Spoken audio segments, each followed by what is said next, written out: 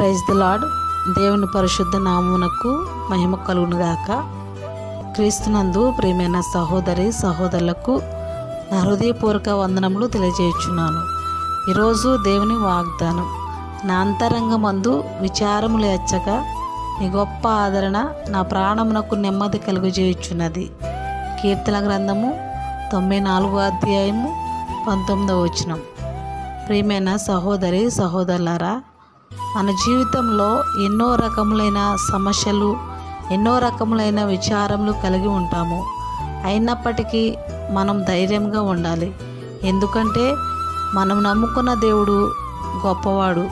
మనకున్న కష్టముల నుండి, మనకున్న సమస్యల నుండి, మనకున్న వ్యాధుల నుండి, ప్రతి విధమైన విచారం నుండి మనలను విడిపిస్తాడు. ప్రియమైన సహోదరి సహోదరులారా, హన్న తనకు బిడ్డలు లేరని ఎంతో విచారం కలిగి ఉంది. అటువంటి సమయంలో హన్న దేవుని సన్నిధికి వెళ్ళి తనకున్న బాధను, తనకున్న విచారమును దేవుని సన్నిధిలో కుమ్మరించినప్పుడు దేవుడు తన ప్రార్థన ఆలకించి దైవజనుని ద్వారా గొప్ప వాగ్దానం పొందుకుంది. నాటి నుండి విచారం కలిగి ఉండటం మానివేసింది.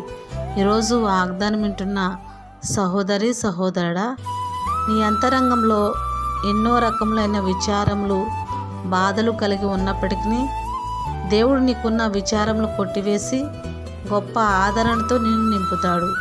ఈరోజు ఈ వాగ్దానము దేవుడు మన పట్ల నెరవేర్చునుగాక. ఆమేన్, ఆమేన్.